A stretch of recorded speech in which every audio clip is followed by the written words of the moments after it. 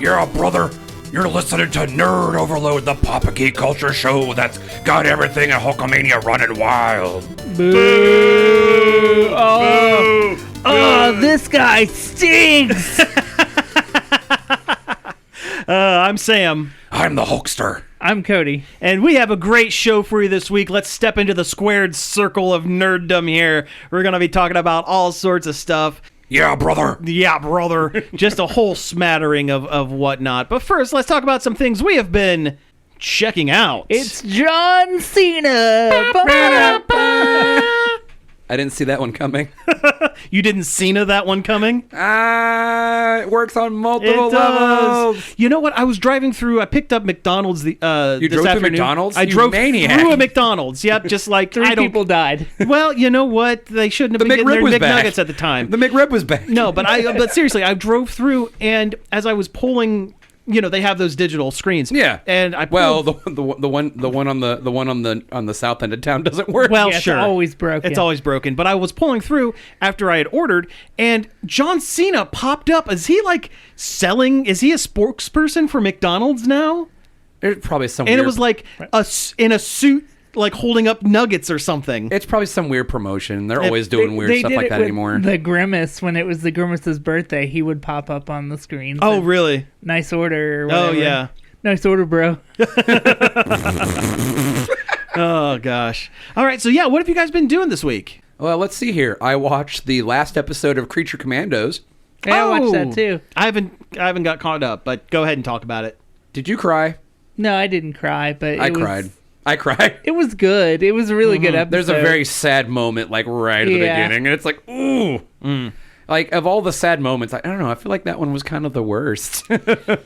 They did a lot of bummer stuff that I didn't expect. It's hard to not spoil it because I really don't want to. Okay, sure. I mean, yeah, the episode just came out yesterday. Yeah. Well, it almost feels like, at least in the episodes that I've seen, it almost feels like it is a James Gunn movie script that didn't quite make the cut, so he converted it into a mini-series script. And you know what? And that's fine. Yeah. They're And getting a second season. Yeah. And he's really good at tying in the goofy stuff with the dramatic. Well, look at the Guardians all, movies. And all the characters are written very well. Yeah. Yeah. Like, They're all very flawed, but they're all very flawed, and they all have good parts of their backstories that you're like, oh, maybe this person wasn't so bad. But then you have other parts where it's like, ooh, okay, this person. Well, except for G.I. Robot. G.I. Robot is an innocent boy and doesn't deserve. He's a good sweet boy. He doesn't deserve to be in prison. Yeah. But He really honestly, doesn't. and Nina didn't either. No. She just was unfortunately victim of a super science side effect. Yeah. She literally didn't do in all of her backstory stuff. She didn't do a crime. Yeah. Well, yeah. It's not clear why she got put into Because they thought she was lead. some kind of just creature. They didn't Yeah. know She was a monster. She didn't. Yeah. They didn't know that she was a deformed human.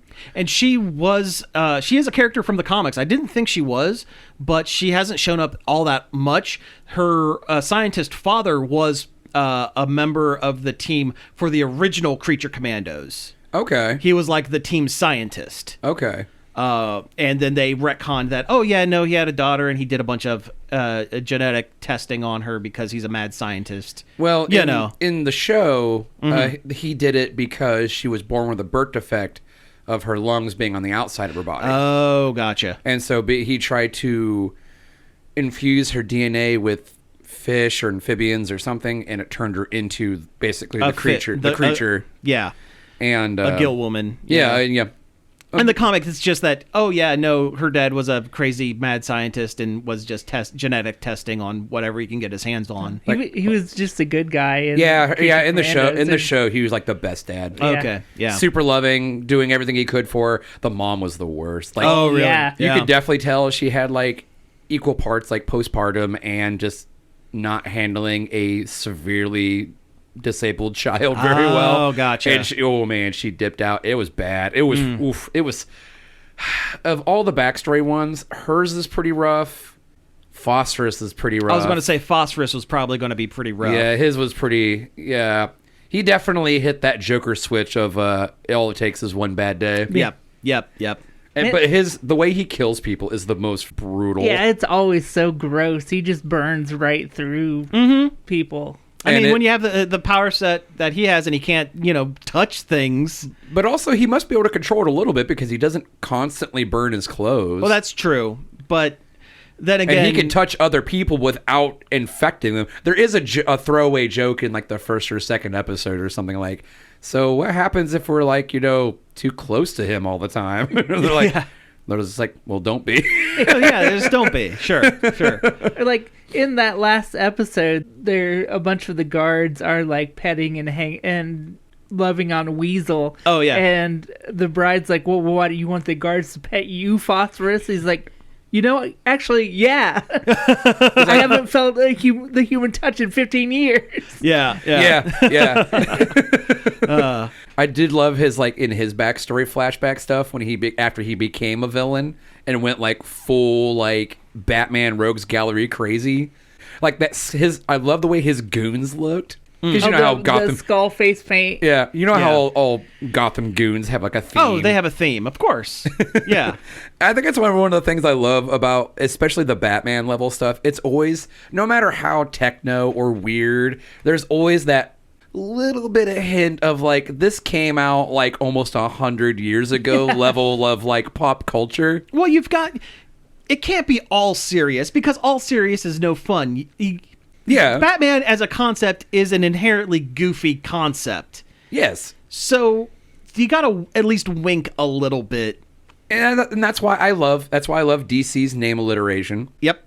And I love just that little bit of hokey. I love the themed goons. I love the stupid cars. I love especially in the Bruce Timm stuff. I love all the Art Deco. Yes. Oh absolutely. my God, I love Art Deco. They show a little bit of Batman in that episode. Oh, too. they do. Yeah, for 2 seconds. There's a flat the power goes out in this club that Dr. Phosphorus is doing a skeleton dance in. Oh, nice. He's got his whole troop going. It's freaking weird. It's hilarious, and he's wearing a purple pimp suit. It's technically the first James Gunn universe appearance of Batman. It is, yeah. And he confirmed. He did say very recently that when he does do the Batman in his DCU, there will not be a origin story. It'll be we're just straight running into Batman. Right in. Good.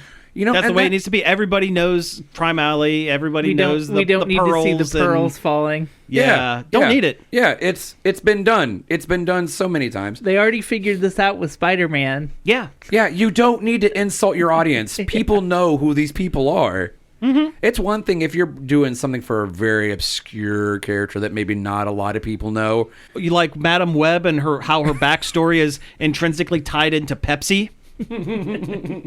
She can't open Pepsi. Cannot open Pepsi to save her life. No, seriously, go on YouTube. There's a super cut of every time in the Madam Web movie that she has a Pepsi can trying to open it, and I guarantee it's because she was told, this is a prop.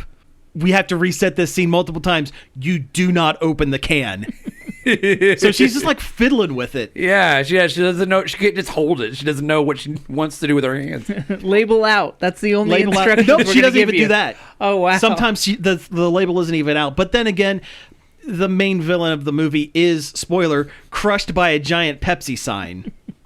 And that's how he dies, and that's the end of the movie. It would have been a great origin story for Pepsi Man. Pepsi Man. Yeah. Pepsi Man. What was that?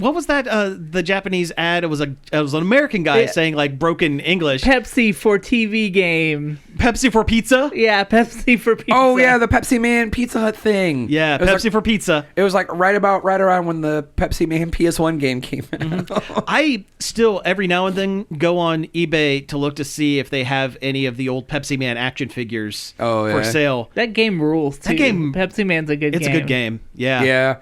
It's kind of stupid that game's really good and Cool Spot.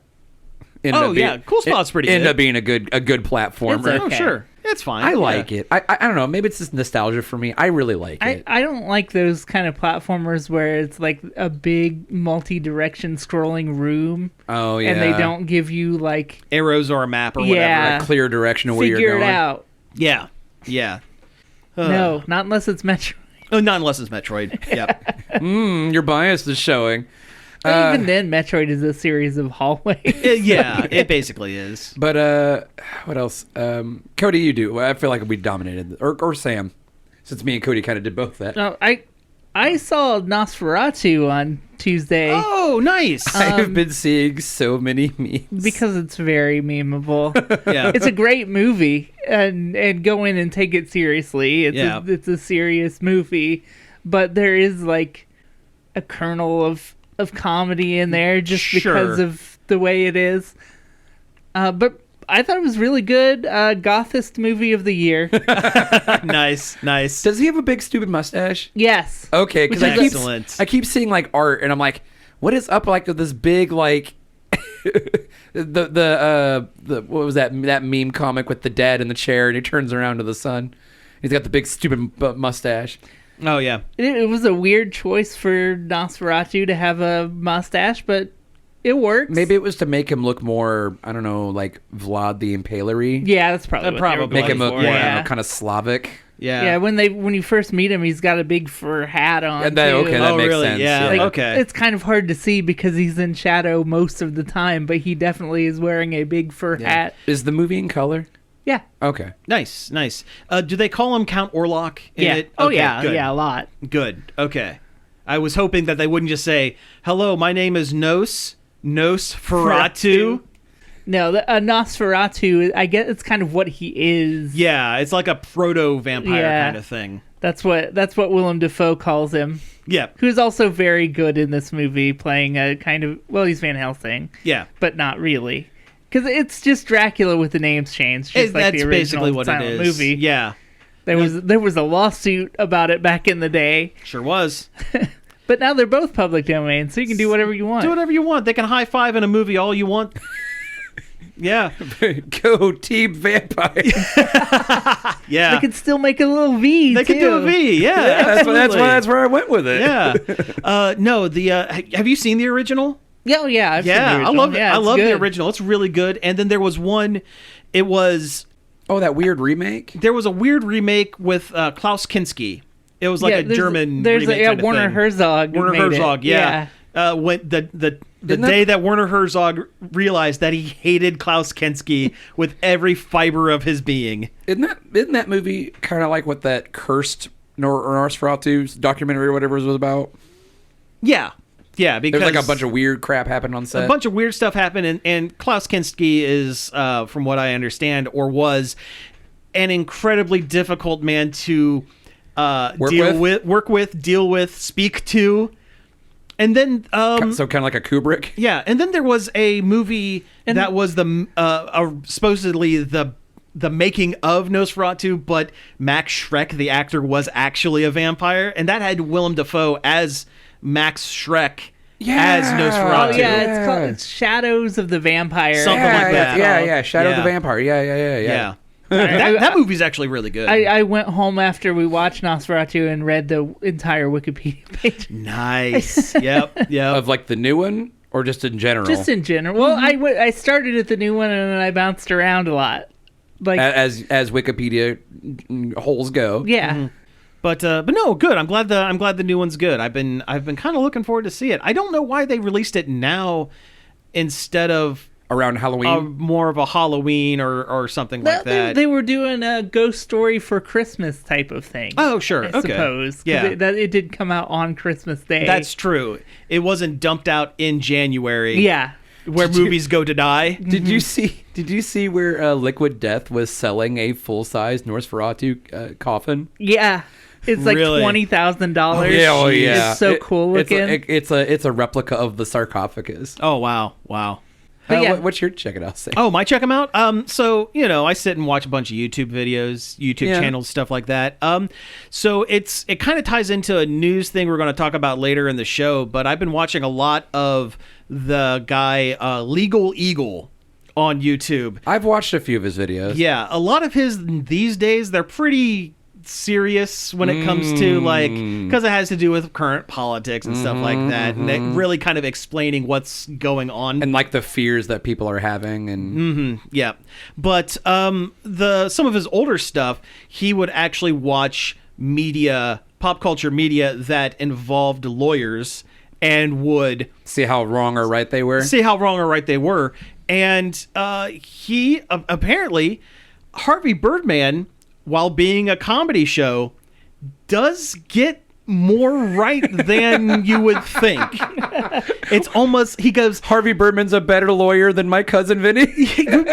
well, he did watch My Cousin Vinny, Oh, okay. and actually really liked it. He ended up having like an hour and a half interview with the screenwriter for My Cousin Vinny. Vinny really liked it, but like compared to the Daredevil movie, the Ben Affleck Daredevil movie, and She-Hulk Law stuff, and what was the third one? He watched a third thing, but of all of it, Harvey Birdman, he goes, I bet you there was a writer on the staff that maybe took a couple of law classes, kind of had an idea what they were talking about, because while a lot of it is goofy and weird and would never happen, when they're quoting law, they get it pretty Mostly close. right. They get it mostly right. Yeah. Sorry, every time I think about Harvey Birdman, I just think of like the Sopranos esque episode with the Flintstones. I think about the Uniboo. Oh yeah, The exploding cookie bouquets. Either that or the Show You Weenie. the Show You Weenies, the band. Yeah, we have to say it's a band. It's a band that they're talking about. And what was the other one? The Jetsons from the far-flung future of 2004, and he looks over at his calendar and it's 2008. Yeah. Really good. Yeah, really good show. I haven't. That's something else I've been doing. I've been watching like old Adult Swim stuff. Yeah. So I chewed through like a handful of episodes of C Lab 2021. Oh yeah. Does that hold up? No. I didn't figure. I had a feeling it might not. I didn't figure. It's all just kind of just cringe all the time. I feel like the last time I watched that, it was the Bizarro. The Bizarro. Bizarro, I love you. Yeah, Bizarro episode.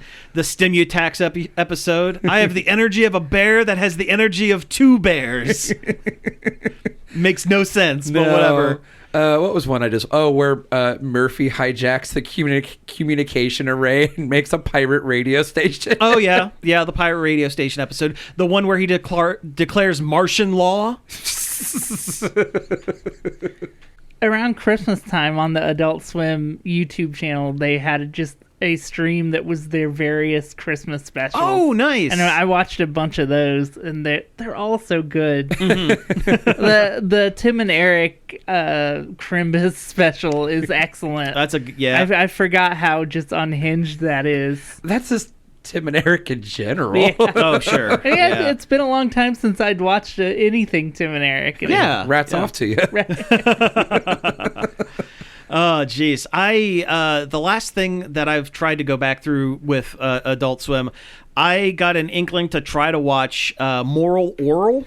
Oh, I have rewatched that series twice. That now. was one of the Christmas specials in their rotation. I couldn't do it. I don't think it holds up. Unfortunately, I don't know. It's just so dark. It You got to be ready for it. Yeah, it's you so got to be in a dark. certain mood for it. That's true. But there is a very point in the series when Oral makes like kind of like the switch in his brain about his dad. Yep. Oh man, and it's a like rough show. It's like the last 5 or so episodes of the show. Yeah. And then there's like a sequel episode, but it's like a prequel, and it's about like Moral, like when he's like really, really young, meeting his grandfather. They do a lot of like really wild and creative like writing stuff in that show that you wouldn't expect from a stop motion parody of Davey and Goliath. Yeah. Yeah, I guess I just wasn't in the mood for it. Oh no, but it's definitely it's not for the faint of heart. Well, it's a show where you're like, how did this get on TV? And like literally how? Not there's no exaggeration there. Like this is so dark. I'm surprised they let it be on TV. Yeah. Have you guys seen any of Saul of the Mole Men recently? Do you remember that show? Not since it was on TV. Oh, man, it was a Sid and Marty Krofft knockoff. Yeah. What? Saul of the Mole Men? No. Yeah. It was a parody of Land of the Lost. Yeah. Okay. Yeah. With Trey Parker, who sang the theme song. Yeah. He didn't have anything else to do with the production. But Alex Winter was the voice of the main bad guy in it, but he was never credited during the whole thing. Alex That's Winter? weird. Alex Winter. Bill S. Preston Esquire. Yeah. All right. But no, it's Saul of the Mole Men is one of my favorite of their live action stuff. Oh, it's live action? Yeah. It's live action, yeah, because it's it looks like HR Puffin stuff or Lidsville or whatever. Yeah. You know what's weird? This is a weird kind of a tangent thing. My brain just decided to go. Sure. Talking about like live action goofy stuff. So once in a while, I'll see something and my brain just remembers Wienerville. You don't remember Wienerville? Where the guy just puts his face through the thing and controls little arm puppet. Yes. Yes. It had like a studio audience because it was one of those shows they produced at Nickelodeon Studios. Yeah. Theme Park. I do remember that now. It was Stupid. It's dumb. Yeah. But for some reason, my brain just holds on to the most useless junk. Mm-hmm. I can never remember anything important, but no. But I do remember Wienerville. I watched Welcome to Nerd Overload. That's the entire premise of the show. We don't know anything important, but hey, you want to talk about Sid and Marty Krofft? That was one of them I liked as a kid. I watched me some Wienerville. Yeah. Me and my sister, we used to go nuts for it. It was stupid. You know, talking about that kind of stuff and kind of going back to the Sid and Marty Krofft thing a little bit. Yeah. Have you ever gone back and watched any of the really, really old McDonald's commercials? The McDonald Land ones? The McDonald Land ones. Oh, where, yeah, with those nightmare costumes? They ended up getting sued by Sid and Marty Krofft because it was too close to HR Puffin stuff. That's why they had to get rid of Mayor McCheese and Officer Big Mac and Captain Crook, the evil sea captain, who also sold you the Filet-O-Fish sandwiches. That's why he's evil, because those fish sandwiches are horrible. See, I like the fish sandwiches. They're fine. They're perfectly okay fish sandwich. I'm here so you can eat at McDonald's during Lent. I mean, basically, yeah, that makes sense. That is 100% why it's there. Yeah, that's why Wendy's started here about 2 or 3 years ago. They started doing a fish sandwich, and they only advertise it during Lent. Does Burger King have a fish he sandwich? should have like Ash Wednesday ash on his Oh, head. jeez, yeah. Oh my God, yeah. Oh, jeez. He's a very religious pirate. He is, yes, you know. It's 2 footprints in the sand, but one of them is a pegleg. That's when you only see one set of footprint, that's when I was going back for me booty. Grimace could have been some sort of Hindi god. Grimace had 4 arms? The original Grimace had 4 arms and he was evil. Oh, man. I don't remember that. Oh, he needed 4 arms to eat his shakes. That he stole. Yeah, he would steal the shakes with his hands. I'm assuming he took a blow to the head and 2 of his arms fell off. Mm-hmm. And then he's the way he is now. He had to donate them to his uncle O'Grimacy. No. He's like Stitch. They're still there, but he pulled them in to fit in better. Over the years, they became vestigial. Yeah, they just fell off. Yeah, from non-use. Mm-hmm. They're constantly around his back, but they're real tiny. Yeah. He lost circulation. That's why he's purple. All right. So, hey, let's go ahead and switch on over to our news section.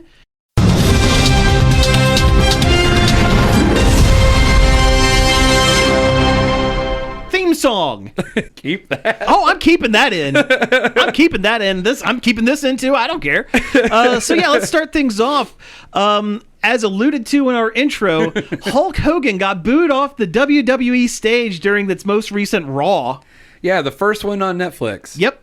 He came out as a special guest celebrity, brother, and promptly got booed off stage. The Iron Sheik would be proud. Oh, yes. The ghost of the Iron Sheik is smiling. There was other big polls there too that got much better treatment. I'm sure they did. Dude, I heard so many people talking crap about Undertaker just kind of coming out on the motorcycle, walking it around the ring, and then just leaving. Well, it's because he can barely move. Well, yeah. Yeah. That's why he's retired. That's why, yeah. He and Mick Foley are tied for the most immobile former wrestler. No, I guess Lex Luger is, because he is permanently in a wheelchair. Mm-hmm. But then again, he was the cause of Miss Elizabeth's death. So he kind of gets what he got what's coming to him. He couldn't do too much, or he'd be stealing the spotlight from Rhea Ripley, who had just won the women's championship belt. That's when he came out. Was right after. I watched this for some reason. See, I wanted to, and I haven't had a chance to. I didn't watch all of it, but I came in partway through and watched a good chunk of it. Rhea Ripley, though, right? Yeah. Yes. Yeah. Heck of a wrestler. Yes. Heck of a wrestler. Heck of a goth mommy. Well, that too. Yeah. When she's carrying her belt away, she said, "Mommy's always on top." Yep. I was just like, she leads nice. into it. Yeah. She knows. Yep. She knows. Nice. Who did she wrestle? Do you remember? Because I know she has an ongoing feud with Alexa Bliss. I think that's who it was. That's who it was. Alexa Bliss, or WWE's version of Harley Quinn. Yeah, basically. Yeah. Every time I see her, I'm like, you're just Harley Quinn. She was with Rey Mysterio's Dominic Mysterio, because Rhea Ripley was teamed with Dominic Mysterio for the longest time until Alexa Bliss came in and stole her man. So now she's on the warpath. And she also kicked him in the balls. Good.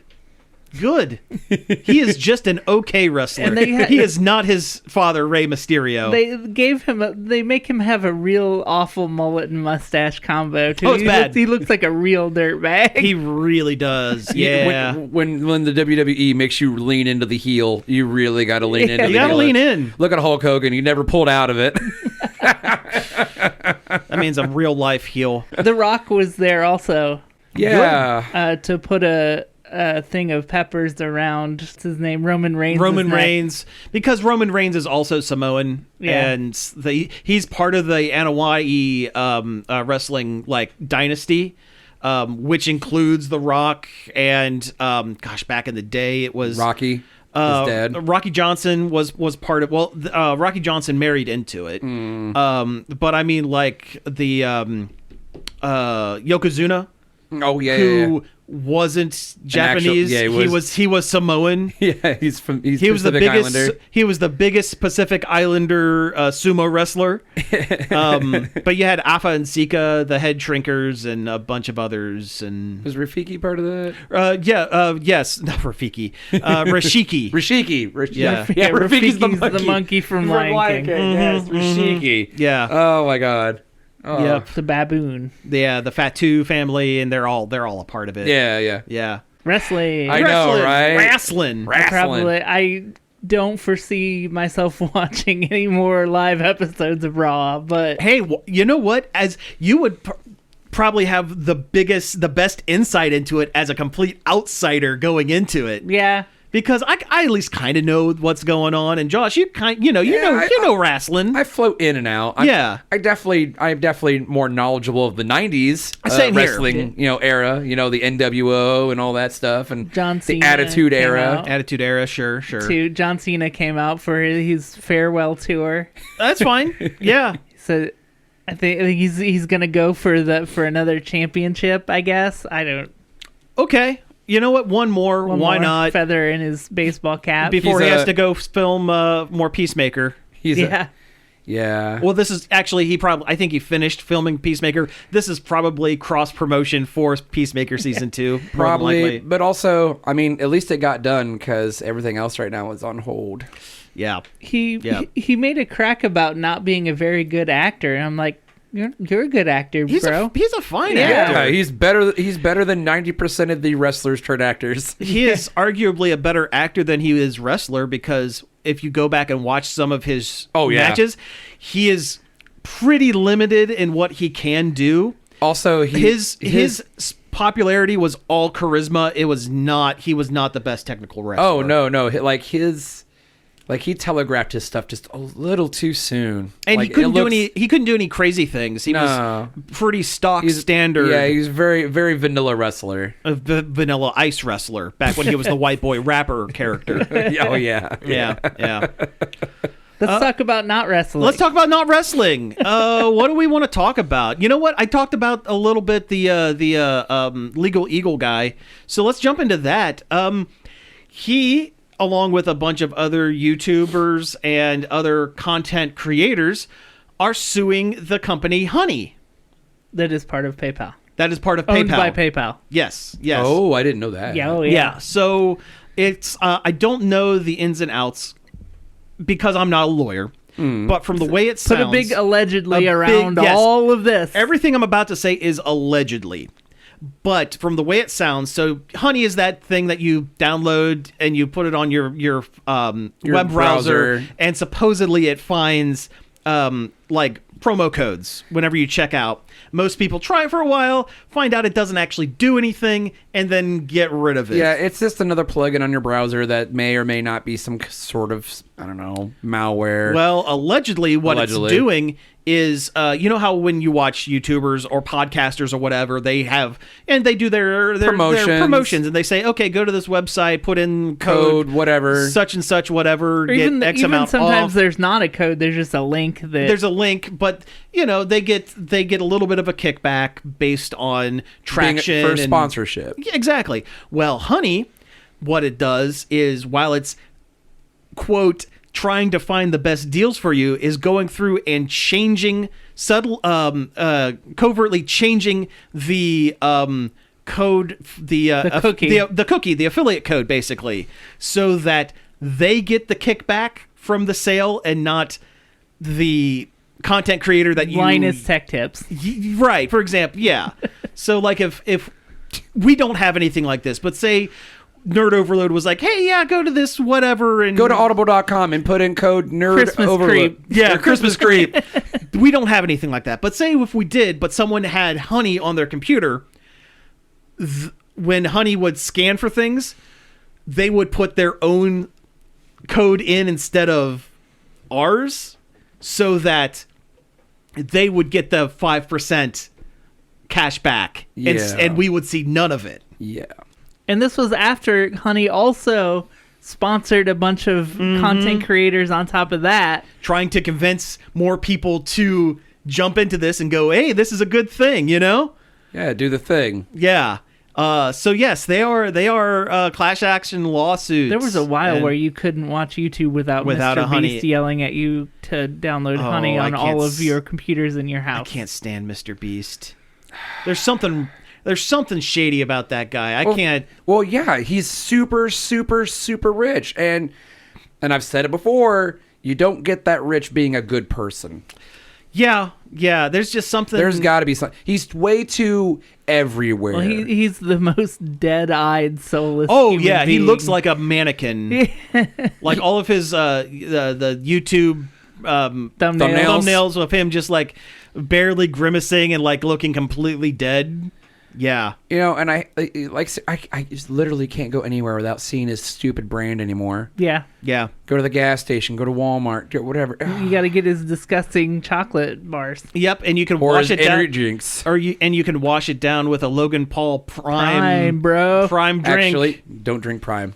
Yeah. Don't drink Prime. That stuff is bad for you. It is. Yeah. Because he didn't vet anything, because he's Logan freaking Paul. Either the energy drink or the you sport get your drink. Moldy Lunchly. Oh yeah, the Lunchly that's just made of mold. Drippy cheese, bro. Yeah. Hey, at least it's not that pink stuff or whatever from TikTok. Yeah. Well, the Feastables the Feastables candy bars are just him selling gambling to children, but they put it in candy because it's the cheapest thing you can make and sell. Oh sure, yeah. Because one in so many bars is gonna have something in it. It has something, but yeah, keep going to the cash register, kids. Kids, scream at your parents until they buy you a Mr. Beast bar. Yeah. That's basically it. Yep. Anyway. So yeah, other things. Okay. After 9 long years. 9 mighty years. 9 mighty long years. The national nightmare is over. Amazon has finally canceled the pre-orders for the Nintendo 3DS version of Mighty Number 9.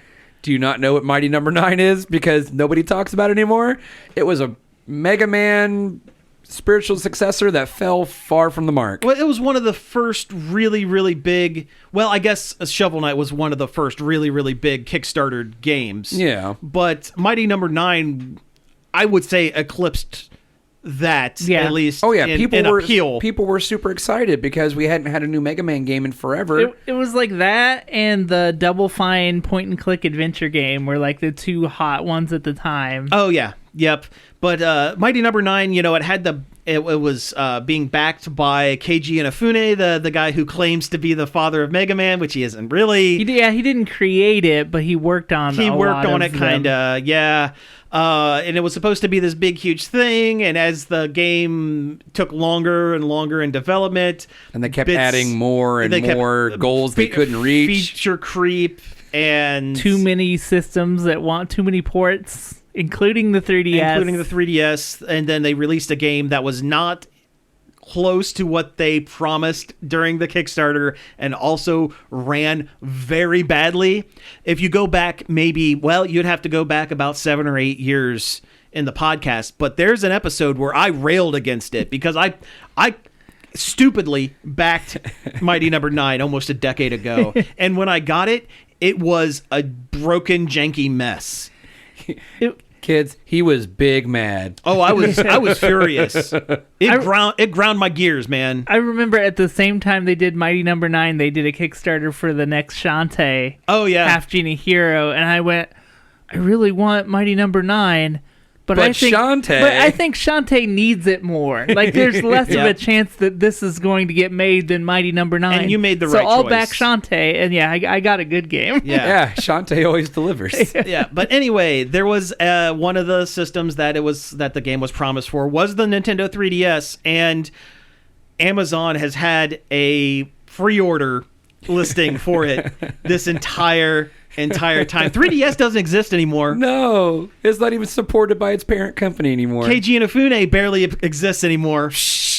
No one has thought about Mighty Number 9 in years. What about Solar Ash? When is that going to come out? Oh, the Indelible Hero or whatever. Is that what it was called? Solar Ash? No, that wasn't Solar Ash. Game. That was another one that he was trying to do. Red Ash, the Indelible Hero. Yeah, that's what it was. And it just looked like Mega Man 64. Hey, what about your Mega Man Legends? Yeah. What about your Karen Ashland movie?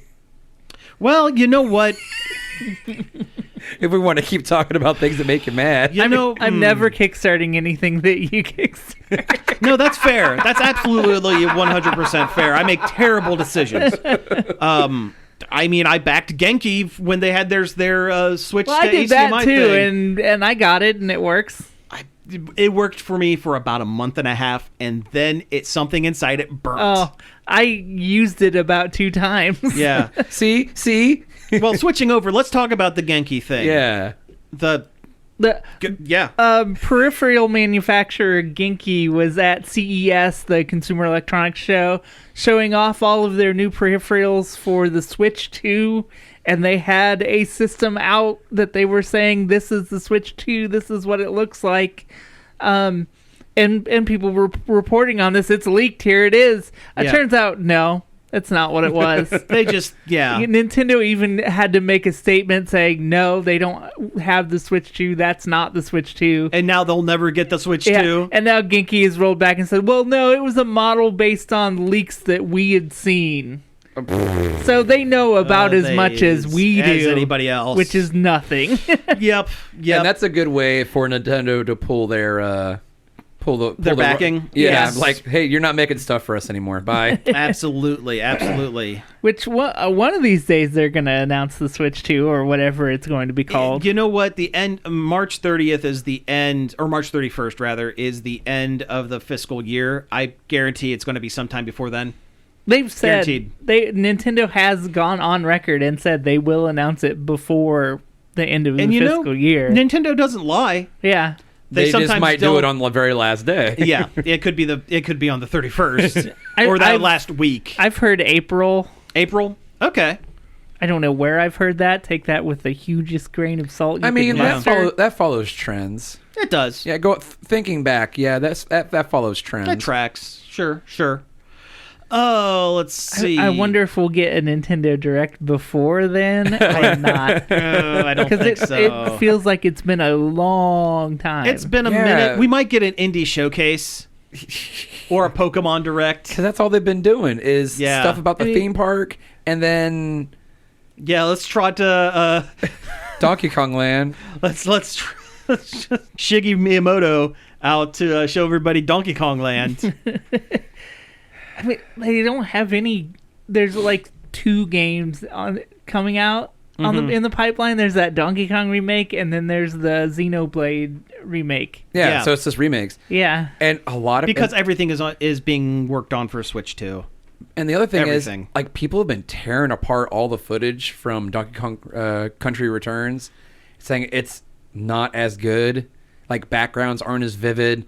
Explosions aren't as dynamic. Well, yeah, it's the Switch. Oh, it's because it's a port of a port. Yeah, it's a port of the 3DS port. Mm-hmm. If you take a picture of a copy never comes out quite as bright. Well, yeah. I learned that from the movie Multiplicity. Oh man, you know what? Anytime I think of that is exactly where my brain goes. Yep. Oh man, the derpy Michael Keaton that shows up because one of his clones decided this is too much work. I'm making a clone, and it just didn't come out quite right. Yeah. Instead of porting the Wii version, which it's fine, you would think would look better than the 3DS one, they were porting the 3DS one. I don't know why. Unless it's easier to move something from the 3DS to the Switch than it is the Wii. But then again, they've had Wii stuff already onto the Switch, so it's not like it's that difficult, I guess. I don't know. Just make a new Donkey Kong. That's what I've been saying. Well, that too. But also, I would be the one saying that. They did a big video the other day on their YouTube channel of all the Donkey Kong games you can play on the Switch, which you can play almost about all of them. Almost all of them. And I'm like, the Switch is the best place to play Donkey Kong games, except if you wanted to play a new one. Yep. Or Donkey Kong 64. Yeah. Which it's coming. I feel like it's only a matter of time. It has to be. It's the last big one for the 64 they don't have on there. Well, they need to figure out how to emulate the Nintendo 64 expansion pack onto the Switch. They're going to make you buy a little tiny red thing that you have to plug into your Switch. They'll make an amiibo. They'll make an amiibo expansion pack. You know what? I wouldn't be mad about that. I would actually love to have a tiny amiibo of the expansion pack, and it does nothing. Just sits there. I don't care. No, they already had Majora's Mask on there. And that's that true. was an expansion pack. That's pack true. Game. Yeah. I think they got Banjo-Kazooie on there too. Speaking of Majora's Mask, did you see that the guys who did Ship of Harkanian released on Christmas released Ship to Harkanian, which is their PC front end loader for Majora's Mask? Oh, nice. Yeah, and people have been making like crazy high res, up-res like graphics and stuff like that, and sprite replacements and all sorts of crazy stuff for it. It's awesome. Interesting. It's awesome. Nintendo disagrees. Well, you know what? As long as they don't offer to tell you where to find the wink, wink, nudge, nudge versions of the games to play with it, they're completely within their right. I played... Last time I played through Mario 64 and I 100%ed it, I did it with a PC... engine kind of front end sort of thing. Yeah, or whatever. I forget what decompiler. The PC decompiled version of it. Yeah. So it had a nice camera and and like replacement models that look like the renders from the instruction book. Oh, nice. It was really cool. Nice. The camera in Mario 64 is the true enemy of that game. Mario's greatest villain. Yep. Yep. I was playing. But hey, Peach made a cake. Peach got that cake. Peach got those peaches. But no, I played the original Sly Cooper recently, and that camera's bad. I'm tired of 90s games and their cameras. That's a good game, though. Yeah, it's a good game, but also, the cameras, it took a while to figure out the camera system I feel like video games. They just kind of gave up and said, you do it. Yeah. And put it on the other stick. Yeah. And now it's your fault. That's actually one of the things in the Majora's Mask Ship of Arcanian. They put the camera control on the other stick. So now you have an independent, so you don't have to back up against a wall and presses the Z target to try to flip your camera around. I saw somebody on social media, I think it was a game dev or something, say they never really solved the camera problem. They just said, you do it. Yeah. It's the player's problem now. It's the player responsibility. Figure it out. Yeah. You'll learn. Yeah. And we did. And we did, eventually. But you know who hasn't learned? Sony. Just in general. Just in general. But specifically... In the Madam Web, which you talked about earlier, it's callbacks. It's callbacks, baby. That's what we're doing here today. Sony execs claim that, hey, the Madam Web movie, it's a good movie. And Kraven the Hunter. They're good, fine movies. Hey, do you remember Morbius? Morbius was great. It's the people who are wrong. Yeah, it's the critics who are out to get us. Yeah, they're just jealous, and they just don't like to see other companies succeed. It's the Principal Skinner's meme. It's the children who are wrong. It's the children who are wrong. Am I out of touch? No. Yeah.